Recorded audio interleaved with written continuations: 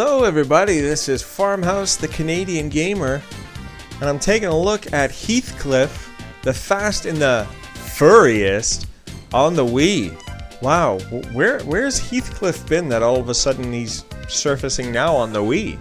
Usually when you see a game like this pop up, it usually means there's a movie or a TV special of Heathcliff that has, come around. But no, as far as I know, there's nothing. This game has just kind of popped up out of nowhere, and then it's kind of like, remember Heathcliff? Remember the 80s?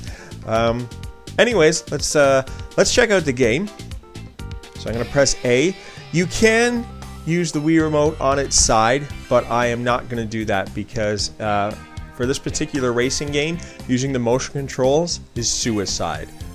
So we got different languages here, and of course there's Heathcliff dressed up in a bunch of different guises. Let's go with English. And if people are watching this and you're like, who's Heathcliff? He was a cat, a cartoon cat from, I'm not sure when he was originated, but he was big, he had a big comic strip in the 80s, that's for sure.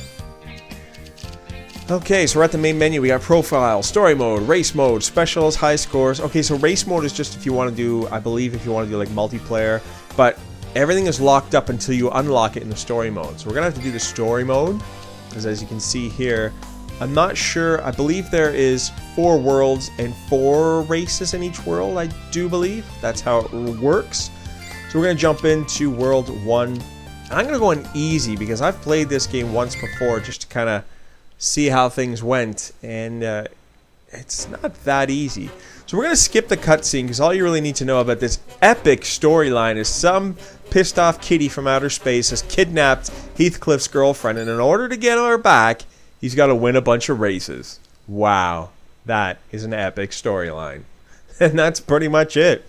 And for some reason now, the only way Heathcliff can get his girl back is to race.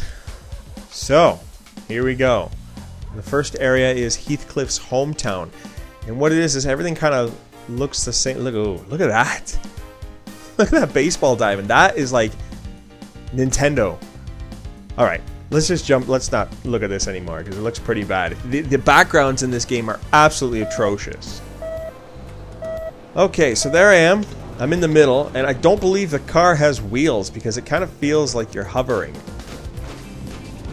You use the B button on the Wii remote to kind of do a drift. Oh, it does have wheels, so it just kind of feels really, really skatey. B button drifts, but it kind of overdrifts. Even if you tap it, you just go into this crazy overdrift, as you can see there. You use the... whoa! There's a big friggin' 8-bit pumpkin on my screen. Now, how do I reverse? Oh, yeah, there we go. Let's see if I can actually get something and hit someone. So the frame rate kind of dips down a little bit when you turn corners. And hit some turbo pads there. So it looks like you can drop some traps. Like a big pumpkin of all the weird things that you could drop on a racing track. A giant pumpkin. Where are all the pickups? Oh, there they were. Well, you can actually see what the pickups are before you're about to race over them, rather than them being completely random. Can you press your C button to use them? I do believe it's C, because I tried pressing the... Yeah, you press the C button. I got shields, or hearts, or something like that, which didn't last very long. They're now gone. Oh. Keep forgetting to drift, but it's just you so overdrift.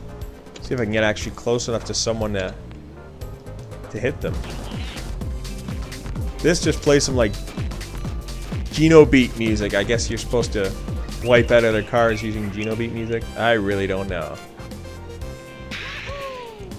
So graphically, the background is just friggin' awful. Like, that's terrible. Nope, I dropped a pumpkin there for someone else to hit. Obviously, you got your mini-map in the top right there. And the weird thing is, and we probably won't get to the last... Drop another pumpkin. Probably won't get to the last race of these series of races. But in the last one, the enemy, the guy who you're trying to get your girlfriend back from, actually appears in random spots on the track and just tries to slow you down every which way possible. And it'll pick on you. If you're not the computer, he'll pick on you. Mainly because you're Heathcliff. And whoa! I just spun out, and for some reason it felt the need to respawn me. Like I spun out in such a bad way that I'd never be able to regain control, which was not the case. So, yes, this is easy mode, and yes, I am terrible at the game. I'm sure, like any other game, once you get used to the controls, I could obviously master it and, you know, become a lot better at the game. But usually I only will bother to, you know, learn a control scheme a lot better when the game is, you know, worth playing. And as it stands right now, this game really isn't worth playing. I mean, when it comes to kart games, you got big shoes to fill. You can't just slop out a dirty old kart game like this, okay? When you've got games to back up like Sonic and Sega All-Stars Racing, or especially the staple, Mario Kart, right? When you got a game like Mario Kart to follow, all the other kart games seem to pale in comparison. It's kind of the same way with like arcade shooters. Like if you're not going to put forth the effort and be as good as the Call of Duty series, now I know not a lot of people, I mean I should say some people really don't like the series. But what I'm saying is it's made a name for itself, so you can't just put out a crap shooter and expect people to like it, right? People like, I can't remember the developers now, but like Battlefield Bad Company 2 is a good example of a shooter that came out, you know, they knew what they had to compete with, so they put their best foot forward. So, but when it comes to kart games, when Mario Kart is the standard, you better put a pretty darn good kart game together, because whether or not the price of the game is cheap, if it's just shovelware and it's not fun, people aren't going to buy it. Especially, and there's nothing worse than like shovelware kart games. I'm sorry, but I've played enough of them to know that, you know, most of them are just complete crap. And unfortunately, this game is no exception. And I don't know why they felt the need to slap Heathcliff's name on it. I guess to maybe try to get some sales, because if this game came out without any sort of, you know, famous mascot, not that Heathcliff is really famous anymore, but just think if it came out and it was just like some generic, say it was Ninja Bread Man Racing, which it might as well be considering how bad it is. Now, it's not the worst kart game I've played on the Wii by far. It really isn't. But there are a lot better ones than this, which makes it hard to recommend. I mean, the music is pretty generic. The sound is pretty not so great. The pickups are pretty terrible. I mean, dropping a giant pumpkin, and when I hit that pumpkin, did you see how ugly that thing looked? I mean, graphically, it was terrible. So yeah, and I just randomly stopped for no reason. So the pickups are bad. Music's generic. The graphics are subpar at best. The foreground isn't absolutely terrible. The background is friggin' atrocious. Watch where you're going. And I'm stuck. What am I stuck on? Oh, I'm stuck on another car. Great. That's great. Oh, there we go. That is bad. So I definitely won't be getting to the point where the bad guy jumps out on the track and tries to stop you, because I don't really want to play any more of this. I'd rather be playing a good kart game, and like I said, when you got big shoes to fill, you better at least try to make something decent. And unfortunately, this particular kart game just seems to fall short in every category. And unfortunately, it's just you might as well not bother wasting your money on this. Like, what was that? What happened there? Anyways, that's the game.